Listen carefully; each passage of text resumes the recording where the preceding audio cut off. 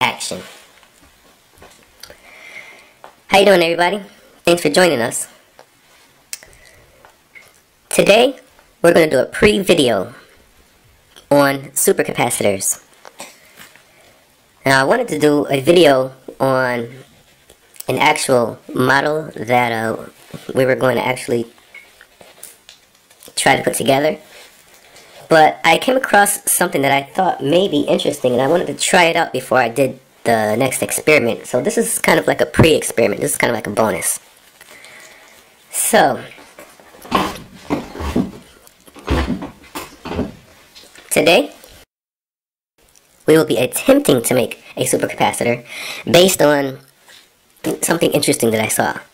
Now, I was in a store the other day, and I came across some styrofoam balls. There were many styrofoam balls, and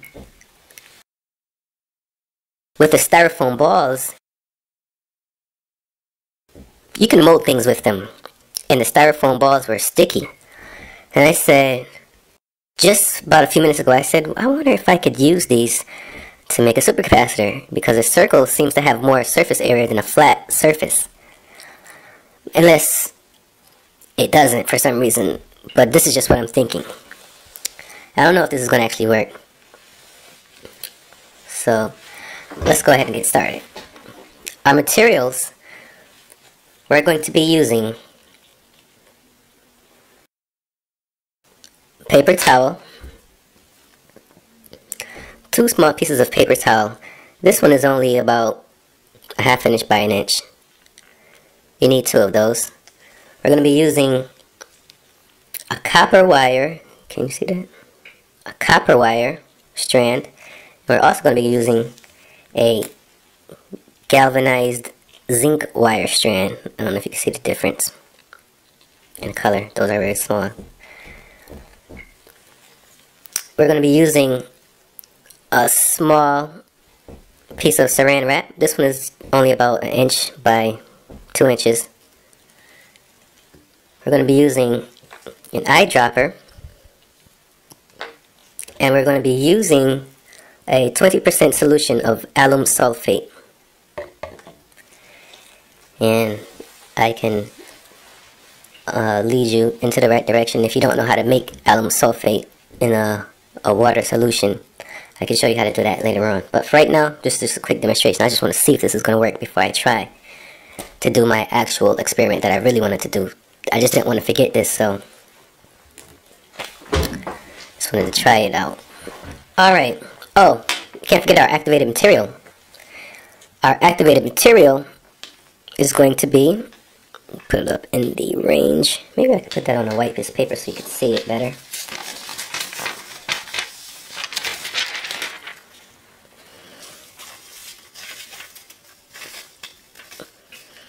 Can you see the yellow balls? Those small yellow balls are coated with activated carbon. Now that activated carbon is mixed with tiny silver balls. It just happened to come in with where I got it from. And I also sprinkled a small amount of graphite powder in there. And what else is in there? I think that's about it. It has graphite powder, activated carbon with the tiny silver balls, and let me see, activated carbon, graphite powder. What else did I use? Activated carbon, graphite powder. Yeah, I think that's all I used. I just put it in this cup right here. I mixed it in this cup actually.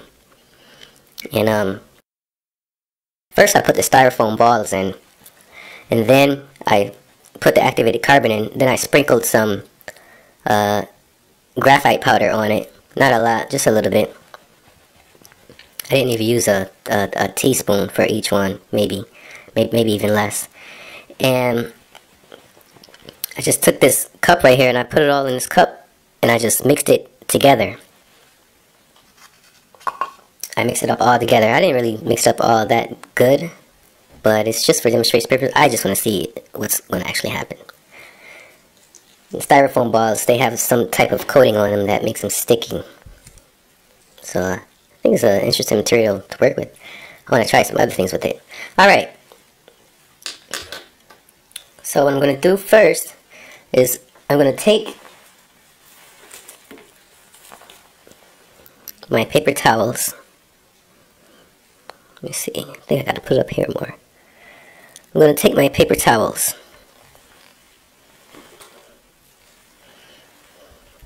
And I'm going to put a small amount of the active material onto each one of the paper towels.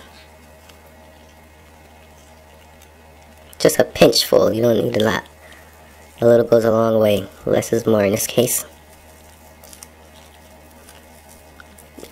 And don't worry about trying to be perfect with it. Just make sure that it can fit inside of the paper towel. That actually looks too big, but I'm just going to leave it.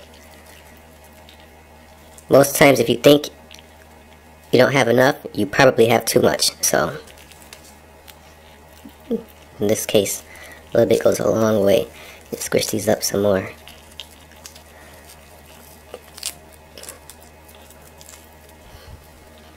Now I have gloves on, latex gloves.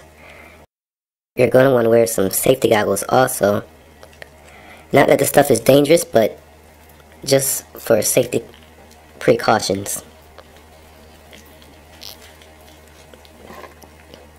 Alright.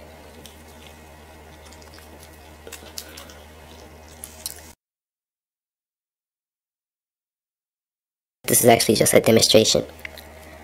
So I'm not expecting you to attempt this. This is just for me and whoever else would like to see, you know, what happens with certain stuff that you have an idea with, that you think might work. So, first I'm going to take my galvanized steel wire. It's only one strand. And I'm going to bend it a few times, not really that much, maybe just 1/4 of an inch bend, 2 or 3 times. And this is going to be our negative electrode. This is going to be our negative wire. So I'm going to place it inside the napkin with the active material.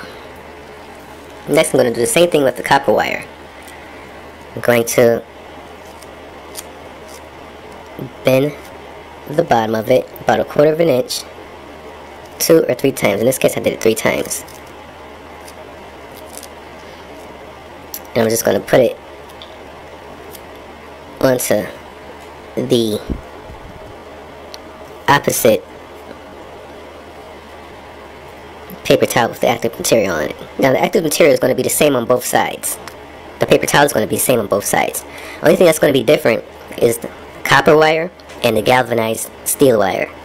And that is because you want the electrons to have a direction. You want them to flow in a certain direction. And that allows the electrons to go in the right direction. So what I'm going to do now is I'm going to take my first paper towel and I'm going to, my wire dropped. I'm just going to make it a little bit more neat. I'm going to make sure that I'm making contact with the active material, and I'm going to bunch it up, and I'm going to cover it with the paper towel.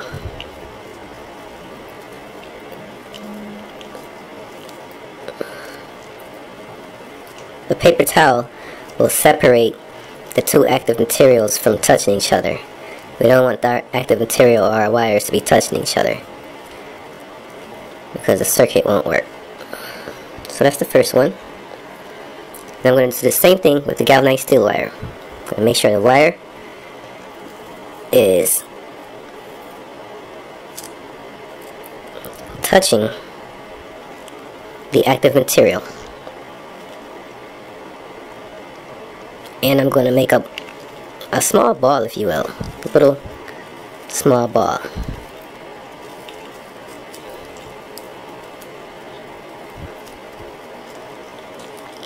Now this paper towel doesn't look like it's going to be big enough, but I don't, let me see, do I have another towel around here?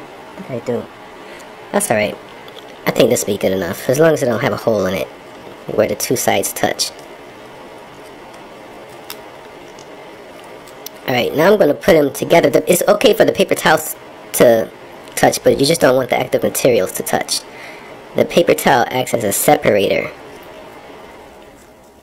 so that your circuit doesn't short out. So now I put my two parts next to each other, and I'm going to grab my saran wrap and place it in the middle. Roughly, it doesn't have to be perfect. And I'm just going to encase what I just made. I'm just going to encase them so that they're close enough next to each other, but they're not actually touching.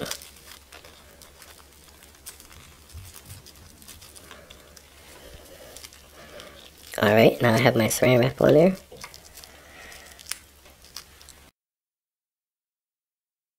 This is the eyedropper. And I'm just going to, a small drop, don't really need much. I'm just going to put a small drop of electrolyte in there. Alright. And then I'm just going to tape off the top so that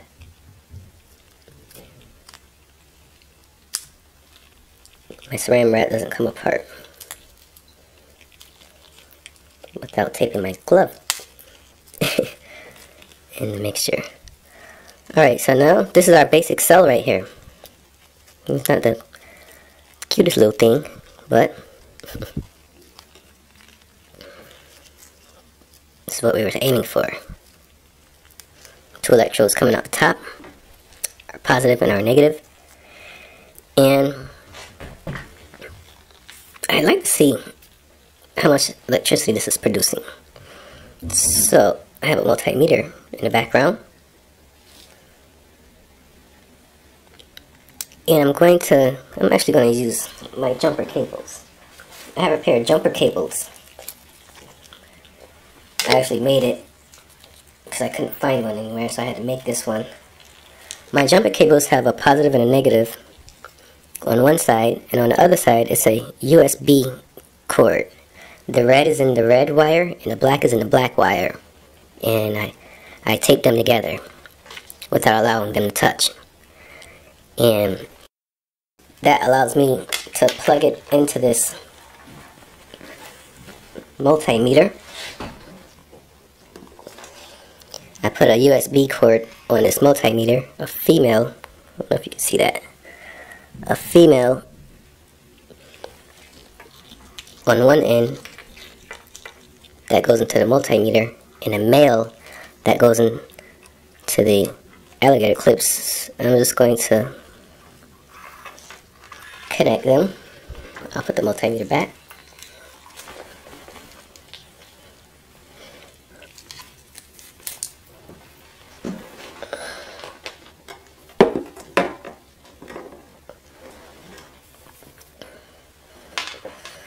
Now, can you see the multimeter? Let me see if I can direct the light on it better. I don't know if you can see that or not.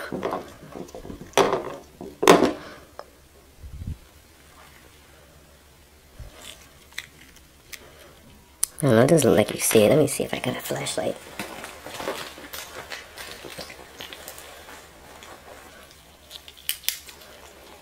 Ah, there we go. I think I need to put batteries in my headlamp. Well, let me see here. I'll just have to pick it back up. Alright. What I'm going to do now is I'm going to connect the black one to the galvanized steel, because that one is our negative. And I'm going to connect the red one to the copper wire because copper is positive in this cell. And look at that. Oh my goodness. Wow. You see what an idea can do? I just got a volt. That is a volt right there. I don't believe I've ever gotten 1 volt before. Like a full volt.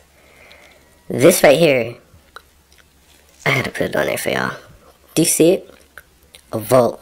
1.397. It's going back and forth. Up and down. It's basically saying it's a volt. This is incredible. This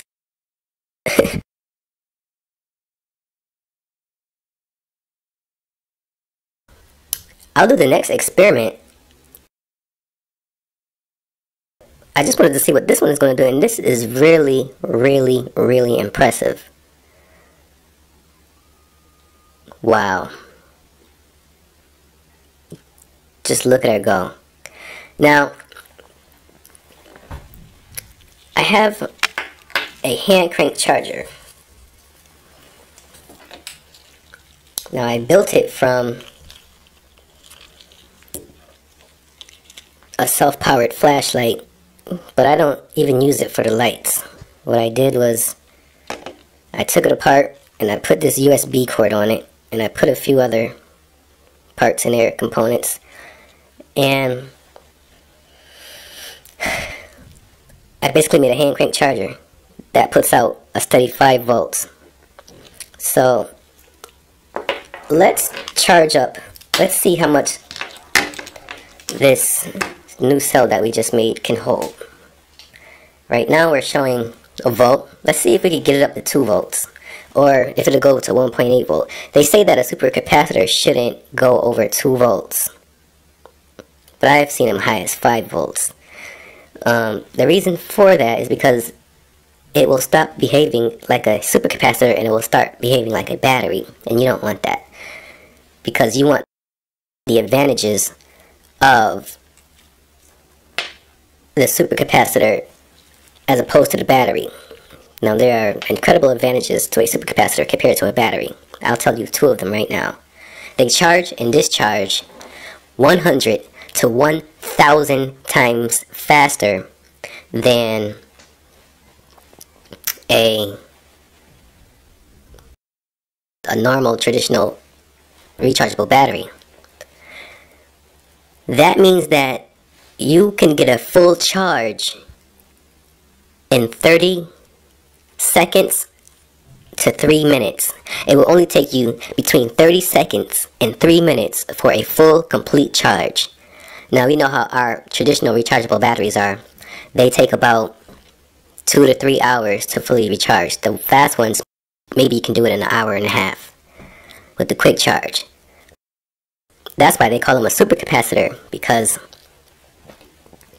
it charges and discharges 100 to 1,000 times quicker, faster. That's just incredible. Also, another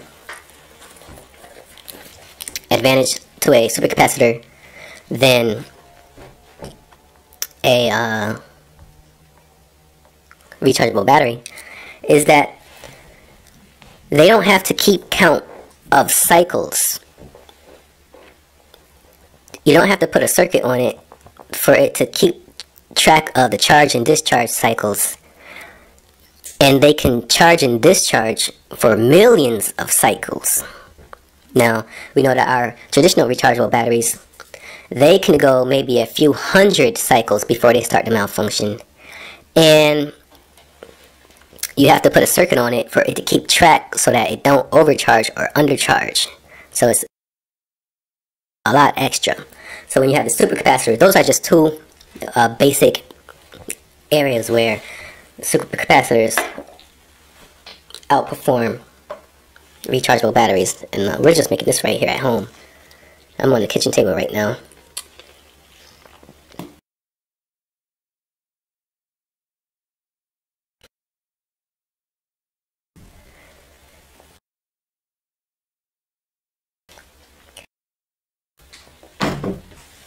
So I've been doing, computers for a while. I've been doing experiments like this since I was about 7 years old, so I'm also interested in, like trying to make things also and build them. When you make it yourself, you can save a lot of money. But you don't have to own a business to do this. You can just do this right on your kitchen tabletop. This is kitchen tabletop science. Sometimes I have my desktop science, but today we're doing kitchen tabletop science. Alright. Sorry for being so talky.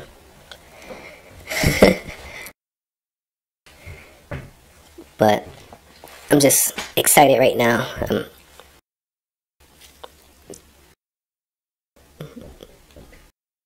This rechargeable supercapacitor that we just built just impressed me. So, let's see here now. I want to charge it up and see how much electricity I'll get out of it. Well, I want to see its capacity. I want to see how much it can hold. Now there's a mathematic expression that you can use to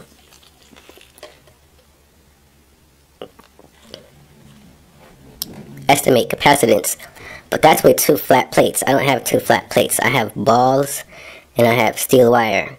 So this is how I just use my multimeter to see the capacitance. Now what I'm going to do is I just put the red wire of the jumper cables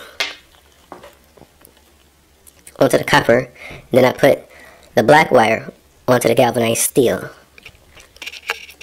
And I'm going to hook that into the hand crank charger that I just showed you. So I have it hooked into the hand crank charger. And now, I'll show you this part. We need to get a better setup here, guys. But this is just for demonstration purposes. And now, what I'll do is I'll hook up my multimeter so that I can read the results simultaneously. I have an extra pair of jumper cables on the multimeter that I actually put on there also. They used to come with these probes, but I actually put on jumper cables to the I put jumper cables onto the multimeter also by putting the red part to the red probe and wiring the black probe to the black alligator clip. And that's how I made that one. So, alright. Right now, we're currently seeing... Oh, I didn't put the black one on, did I? What am I doing? I'm looking the wrong way, guys, here. You pay attention to what I'm doing here. Alright, you always want to be aware of your surroundings. Do not do drugs and alcohol, ever. And especially, don't do them while you're doing experiments.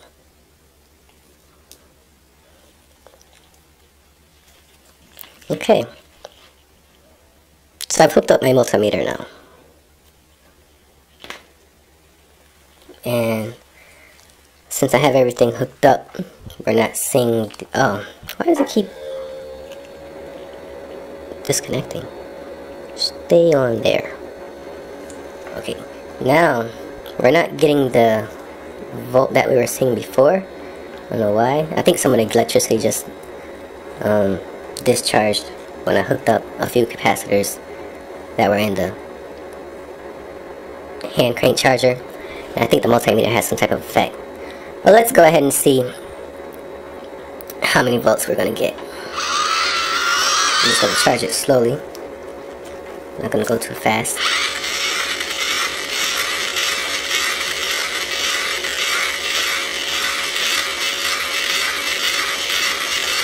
It does take long, for about 10-15 seconds.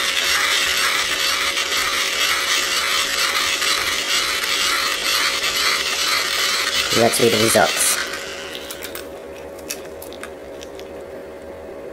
Wow, it's back up there, guys. It looks like it could only take a volt.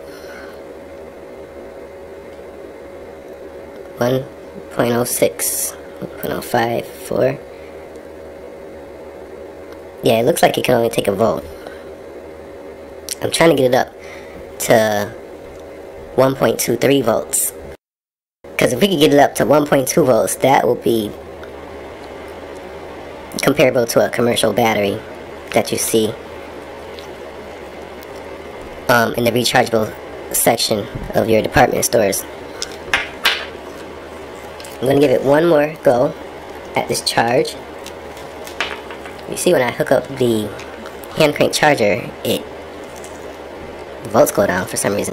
I'm going to try to keep the volts showing while I charge it to you guys.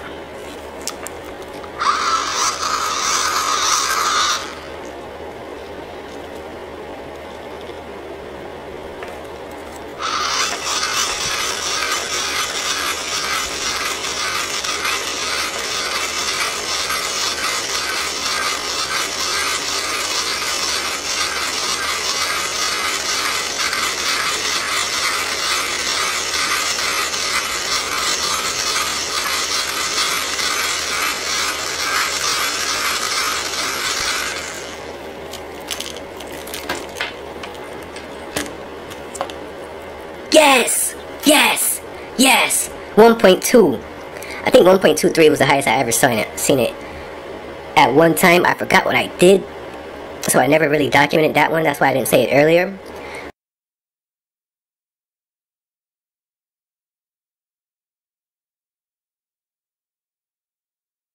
But we're still getting the volt, guys. I think we're going to have to try to put these in series now.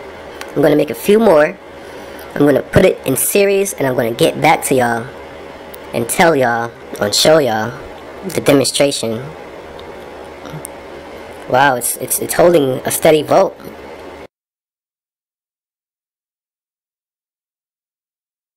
I'm going to put two of them together. Maybe 2 to 4 together. I'm going to try to get the volts up to 3.6 volts. I really want to get it up to 5 volts. 5 or 6 volts would be great.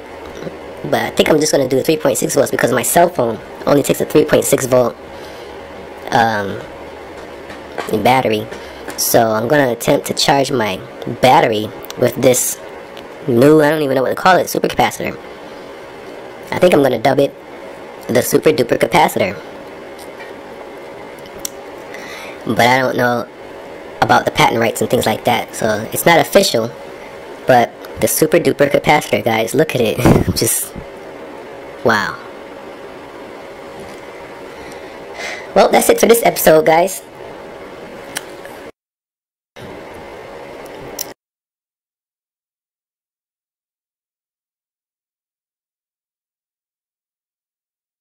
This activated carbon is basically the active material that I used, and all I did was just coat it with some graphite powder. I put it on these styrofoam balls and just put the positive and negative wires in there, and got great results. So next time we're going to use a different setup. Next time I'm going to put these together in series and parallel, see if we get enough volts, amps, and watts to